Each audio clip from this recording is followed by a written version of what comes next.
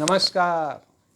मैं विशंबर प्रसाद, ज्योतिषी, कांग्रेस मैदान रोड, कदम कुआं, पटना 3 में पिछले 45 साल से ज्योतिष कार्य में संलग्न हूँ। आज मैं देश के वर्तमान परिस्थिति को देखते हुए यह कहना चाहता हूँ कि अभी देश में मस्जिद और मंदिर का बहुत बड़ा झमेला खड़ा किया गया है। अभी बीजेपी इस झगड़े में मौन है। बीजेपी क्या, सभी पार्टियां इस झगड़े में मौन है और न्यायालय की ओर टकटकी बांधकर देख रहे हैं कि क्या फैसला होता है। इसमें अल्पसंख्यक पक्ष और हिंदू पक्ष भी पूर्ण रूप से शांति बनाए हुए हैं, लेकिन एक नेता हैं जो अपने आपत्तिजनक बयानों से अल्पसंख्यकों को उस्का रहे हैं और अल्पसंख्यकों में उग्रता पैदा करने का प्रयास कर रहे हैं, जो आने वाले समय में भारत के सुख और शांति में बड़ा घातक सिद्ध हो सकता है। यह नेता हैदराबाद से पिछले 4 टर्म से सांसद हैं। इनका नाम असदुद्दीन ओवैसी है। ओवैसी AIMIM के अध्यक्ष हैं तथा हैदराबाद से वर्तमान समय में सांसद हैं। ये IMIM जो पार्टी है वह परिवारवाद पार्टी है और कुछ विद्वानों का मत है कि स्वस्थ लोकतंत्र के लिए परिवारवाद पार्टी घातक और खतरनाक सिद्ध होगा। गूगल पर सर्च करने से ओवैसी का जो जन्म तिथि पता चला है, उसके अनुसार उनका जन्म 13 मई 1969 को मध्य रात्रि में हुआ है। उनका लग्न मकर है और राशि मीन तथा रेवती नक्षत्र के चतुर्थ चरण में जन्म है। तो मैं आज उनके कुंडली का विश्लेषण करने जा रहा हूँ और देखता हूँ कि वो क्या बातें हैं जो आज वे उग्र रूप से न्यायालय का प्रतिरोध कर रहे हैं। मकर लगन का लग्नेश शनि होता है और लग्नेश इनका चतुर्थ भाव में मंगल के मेष राशि पर स्थित नीच अवस्था में है। उनकी दशम दृष्टि लग्न पर होती है, जिससे लग्न को बल मिलता है, लेकिन साथ ही साथ गुरु नवम भाव में स्थित होकर नीच दृष्टि से लग्न को देख रहे हैं। तो यह जो है उनमें तानाशाही मानसिकता को निर्देशित करता है। वो एक तानाशाह के जैसा व्यवहार करते हैं। उनकी समझ में यह है कि जो मैं सोच रहा हूँ या जो मैं कर रहा हूँ वही सही। सूर्य अष्टम का स्वामी होके लग्न से चौथे भाव में मित्र क्षेत्री मेष राशि में, लेकिन उनका सूर्य उच्च राशि का नहीं है।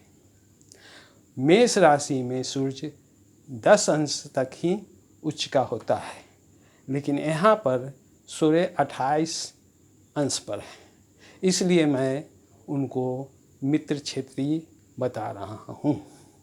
तो शनि और सूर्य की युक्ति अच्छी नहीं मानी गई है। ऐसा व्यक्ति किसी के मातहाती में कोई काम नहीं कर सकता है।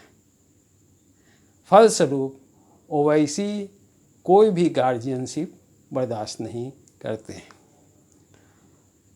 ओवैसी के पिता और दादाजी दोनों AIMIM के अध्यक्ष पहले रह चुके हैं। ओवैसी के दादाजी 1958 में AIMIM का स्थापना किए। उसके बाद उनके पिताजी उस संस्था को संभाले। 2004 में उनके पिताजी अस्वस्थता के कारण सांसद के लिए नॉमिनेशन नहीं किया और अपने पुत्र असुद्दीन ओवैसी को सांसद के लिए खड़ा किए और वो सांसद बने। लेकिन इसके पहले वो स्पोर्ट्स में भी इंटरेस्ट लेते थे। उनका राहु गुरु के घर में तीसरे स्थान में और एकादश में मंगल स्वक्षेत्री और वक्र है, इसलिए वो क्रिकेट टीम में बॉलर, फास्ट बॉलर के रूप में भी अपना खेल का प्रदर्शन किए। शुक्र मकर लगन का योग कारक होता है, चूँकि वह एक केंद्र और एक त्रिकोण का स्वामी होता है। शुक्र उच्च का तीसरे भाव में बैठे हुए हैं, इसलिए इनका लालन पालन अति उत्तम विधि से हुआ है और भौतिक सुखों का भरपूर आनंद लेते हैं। इनके पास अकूत संपत्ति है, जल और अचल दोनों रूप में। इनका लाभेश मंगल लाभ भाव में स्वक्षेत्री हैं और चतुर्थ दृष्टि से द्वितीय धन भाव का पर दृष्टि डालते हैं। साथ ही साथ मंगल इनका अनुराधा नक्षत्र में है, जिसका स्वामी शनि धनेश होकर चौथे स्थान में मंगल के घर में स्थित है। तो यह प्रबल धन योग का घोतक है, जिसके कारण उनके पास अकूत संपत्ति है। बुध उनका पंचम भाव में स्वस्थ। बुध बुद्धि का कारक है, बुध विवेक का कारक है, बुध ज्ञान का कारक है, बुध पॉलिटिक्स का कारक है। वो चेहरे देख के भांप लेते हैं कि किसके मन में क्या है। लेकिन मंगल की सप्तम दृष्टि बुध पर होने से वे बड़बोल, बड़ा लंबा लंबा वक्तव्य देते हैं और हास्यास्पद वक्तव्य देते हैं। बुध और मंगल की दृष्टि कहा जाए तो अति कुटिल और चालाक बनाता है। लोमड़ी के जैसा दिमाग जातक रखता है और अपने हित में विशेष सोचता है। तो ये सारे गुण हमारे हैदराबाद के सांसद में हैं। गुरु नवम भाव में केतु युक्त और राहु की दृष्टि है। साथ ही साथ गुरु से सप्तम भाव में चंद्रमा है। तो यहाँ पर दो योग बनते हैं।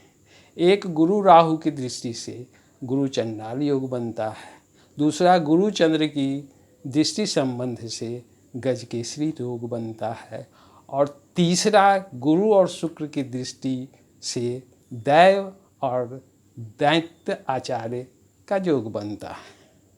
कहने का मतलब है कि ऐसा जातक द्वंद्व में रहता है, क्या सही है क्या गलत है, इसका सही निर्णय नहीं ले पाते।